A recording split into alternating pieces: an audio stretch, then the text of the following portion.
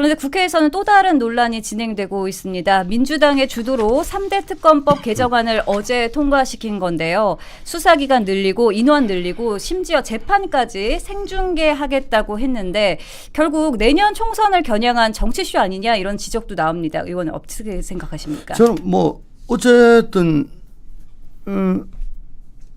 내년 6월 초가 지방선거인데 6월 초에 그냥 하는 게 아니고 그거 하려면은 이제 공천 과정도 있어야 되고요. 뭐 공약 다루는 것도 있어야 되고 사실상 올 정기국회 끝나면은 내년 지방선거 국면으로 확 들어가요. 네. 근데 그때 이후로 계속 지금 수사를 하겠다는 거잖아.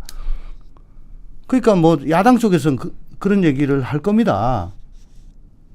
이거 뭐 내년 지방선거도 특검 전국으로 끌고 가려는 거구나.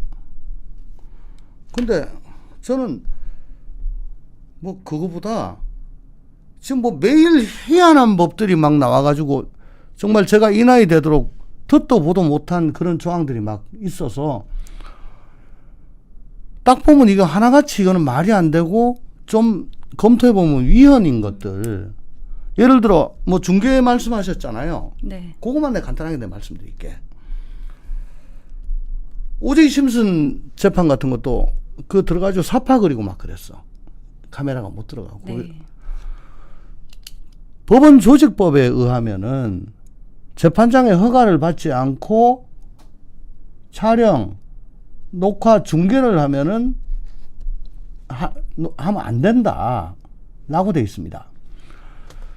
그게 뭐냐면은 소송 지휘권이란 거예요. 그리고 법정 경찰권이고 그건 재판관한테 재판장한테 있습니다. 그게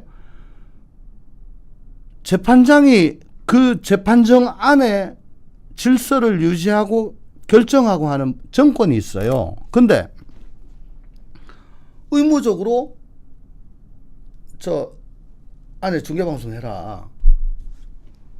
재판장이 그걸 해야 되는데 그걸 의무로 시켜놨어요.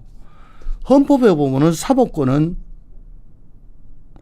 대법원을 최고 법원으로 하는 법원에 있다라고 되어 있습니다. 그 사법권의 일환으로 소송지휘권이 있는 거예요.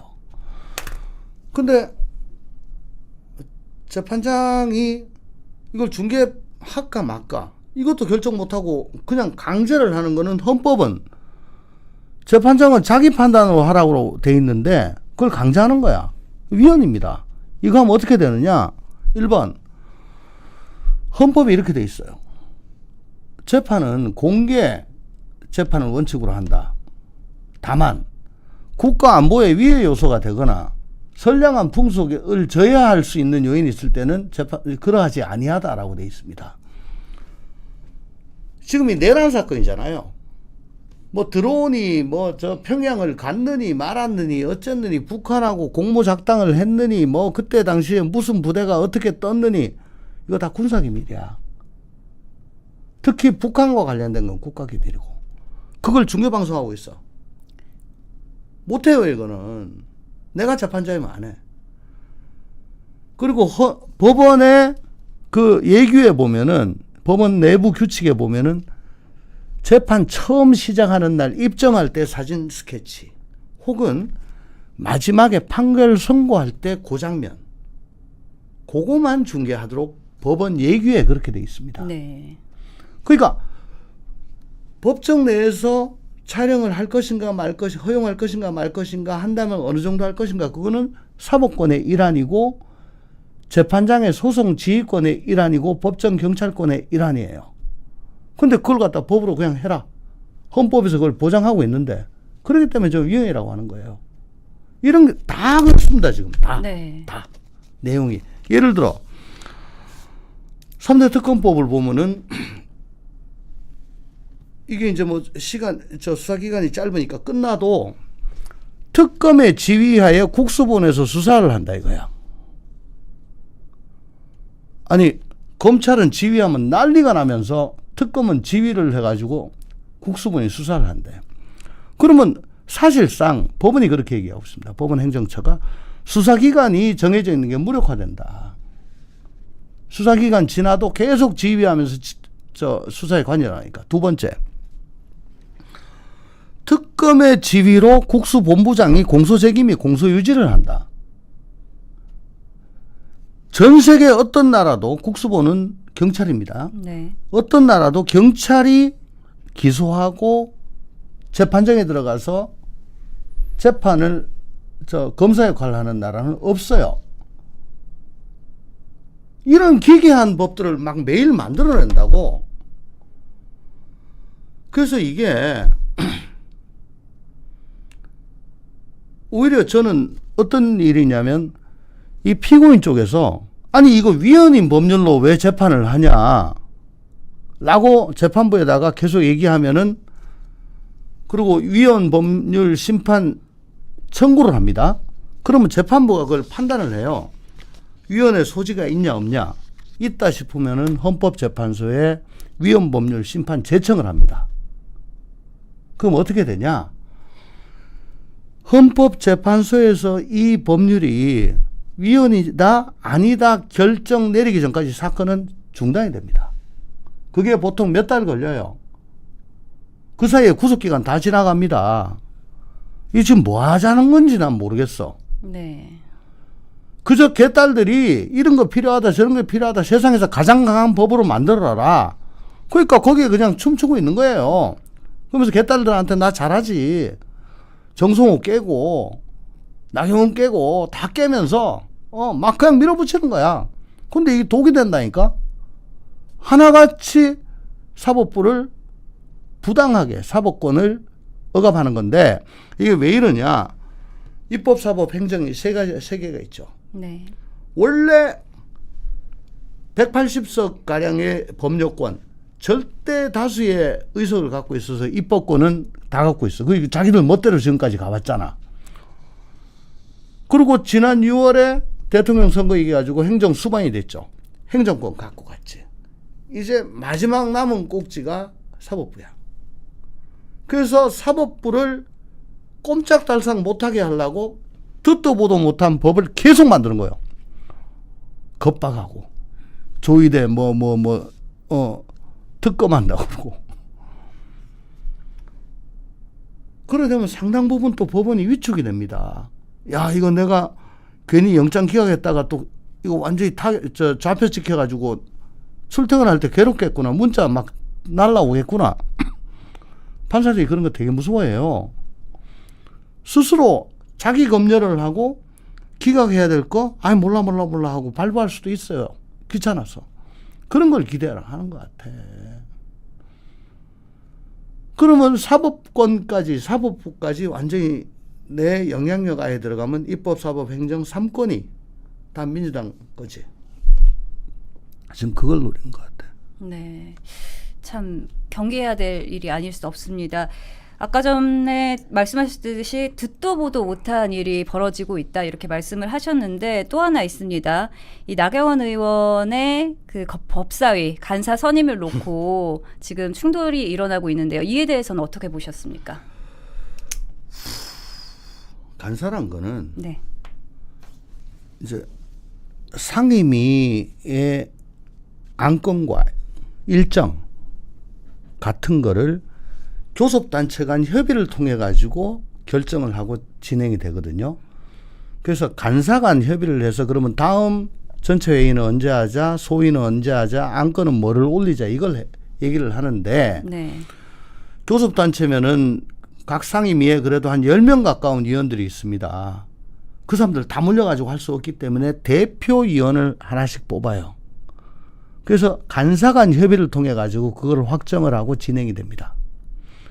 그리고 상임위 하다가 뭐 서로 의견이 다르고 난리치고 막 뭐 고함지르고 하면은 네, 잠깐만 간사 간 협의하고 오세요. 그러니까 각 교섭단체의 입장을 대변해서 상대방 간사하고 절충점을 만들어내는 그런 자리예요. 네, 굉장히 중요한 역할을 하네요. 네. 간사 간 협의 아니면은 위원장이 뭐 독자적으로 뭐 결정해가지고 할 수가 없는데 요즘 희한해졌어. 간사 협의안에도 위원장이 날짜 정하고 안건 정하고 뭐 자기 멋대로야. 21대까지 이렇게 안 했습니다. 네. 갑자기 간사 제끼고 위원장 멋대로 정청래, 추미애 안건 넣었다 뺐다 마음대로 하는데 이거 아니에요. 그리고 그럼 국힘이 왜 난리를 치냐? 아니 그 협의를 할 간사위원으로 나경원을 하든 조정연을 하든 그거는 우리가 알아가지고 정하는 거야. 그러면 형식적으로 이의 있습니까? 없습니다. 그냥 통과해서 간사를 시키는 거거든. 그러면 간사 인사 말씀하고 그때부터 간사를 해요. 근데 교섭단체 내부적으로 요번에 조정연을 간사로 시켜야 되겠다. 괜찮죠? 이해하겠습니다. 부탁합니다. 끝났어요. 그러면 그냥 통과야. 네. 이걸 잡는 거야. 나 처음 봤어. 네, 정말 듣도 보도 못한 일이라고 할 수 있겠네요. 처음 보니까 지금 이게 난리가 나는 거지. 네. 그러다 보니까 그 나경원 의원도 그렇고 국민의힘도 그렇고 계속 자기 입장을 정말 강력하게 피력할 수밖에 없는데요. 그러니까 이게 그동안에 관행이었거든요. 관행이 확립되면 제도로 됩니다. 제도가 되면 국회법적인 효력이 있어요. 이건 제도가 된 겁니다. 네. 근데 그걸 갖다가 뭐 엎어버리니까 이건 승복을 못 하는 거지. 네, 이렇게 여야 충돌이 계속해서 거세지고 있는데 이번에는 좀 국회 이야기로 넘어가 보도록 하겠습니다. 국민의힘이 12.3 비상계엄 선포 사건을 수사 중인 내란 특검의 압수수색 시도에 맞서서 계속 대치를 벌였는데 결국 임의 제출 형식으로 자료를 내긴 냈습니다. 그 사이 국회 본청 앞에서는 야당 말살 정치 탄압이라며 규탄 대회도 열었죠. 결국 조은석 특검을 고발하는 초강수를 뒀는데요. 의원님 이 모습은 또 어떻게 보셨습니까? 그러니까 좀 지나쳤어요. 조은석 특검이. 조은석 특검은 저하고 같은 부, 저 중앙지검 특수일부에서 저보다 한 기수 네. 밑에니까 바로 이제 저 선후배로 같이 근무를 했는데 너무나 잘 알고 있거든. 근데 이 친구가 이런 식으로 그냥 훅 들어오는 게 있는데 적어도 제1야당의 원내대표라고 하면은 이미 제출 요구를 먼저 하고 그래서 이런 거 필요합니다. 좀 제출해 주시죠. 안 그러면 저희들 영장으로 그냥 집행할 수밖에 없지 않겠습니까? 그럼 내가 한번 보자. 찾아볼게. 해서 뭐 다는 못 받더라도 어쨌든 최대한 뭐 냈다고 하면은 그거 보고 요건 빠졌는데 이건 진짜 필요합니다. 좀 다시 찾아. 이렇게 목적 달성을 하면 되는데 원내대표실에 그냥 막 몇 번, 3번을 갔던가 뭐 이렇게 갔다는 거지. 이거는 좀 과해요. 네. 너무 과해.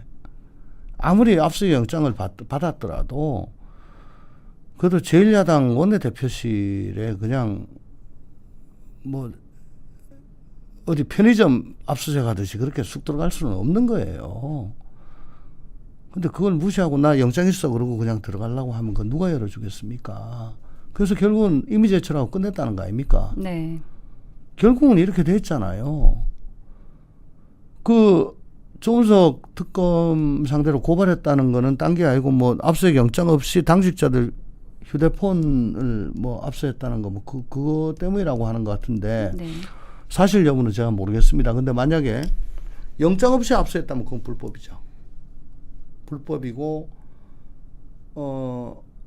조은석 특검이 영장 없이 압수해라라고 했다면 그거는 딱 떨어지는 거고 그거 아니고 절대 그러면 안 되라고 했는데 저 현장 직원들이 뭐 자기 판단을 했다면 그건 상관없는 건데 어쨌든 영장 없이 그걸 압수했다면 그거는 거기 있는 내용은 증거로 못 씁니다.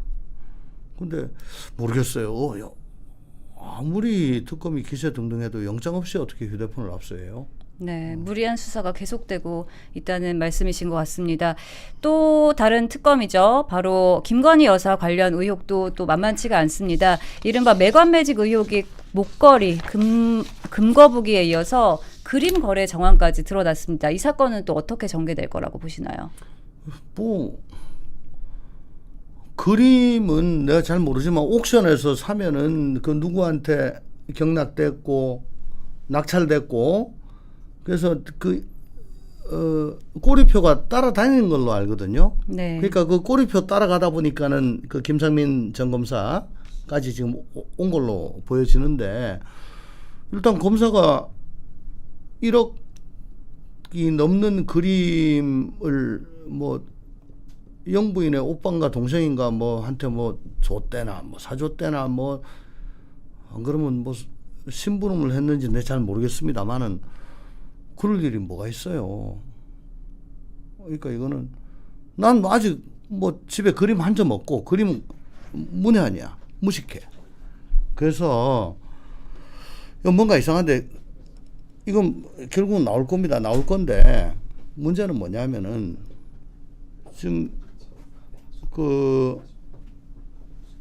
김건희 특검이 뭐 시간이 없다고 뭐 수사기간을 연장을 해야 된다 그러고 난리를 치잖아. 네.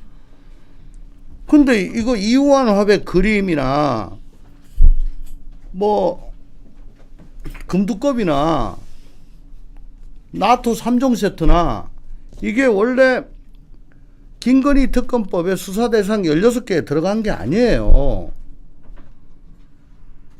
16개 중에 지금 제대로 한 거는 영장 받아가지고 지난주에 구속 기소한 3개밖에 없어. 아직 13개 남아있어요.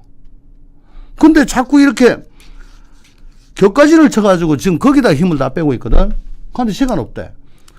그럼 언제 할 거야? 그거는. 그러니까 법에 수사하라고 돼 있는 거는 내비두고 자꾸 이상한 것만 좀 쫓아다닌다고. 그러니까 욕먹지. 예를 들어 양평고속도로 뭐 어디 뭐 저 군청 압수수색하고 한 것까지는 봤어. 근데 그 이후에 사람 소환하고 그런 거 없잖아요. 어? 왜 법에 수사하라고 돼 있는 거는 안 하고 자꾸 딴짓을 하냐고. 그러면 시간 없다고 얘기하면 돼요? 안 되지. 네. 네, 말씀 잘 들었습니다.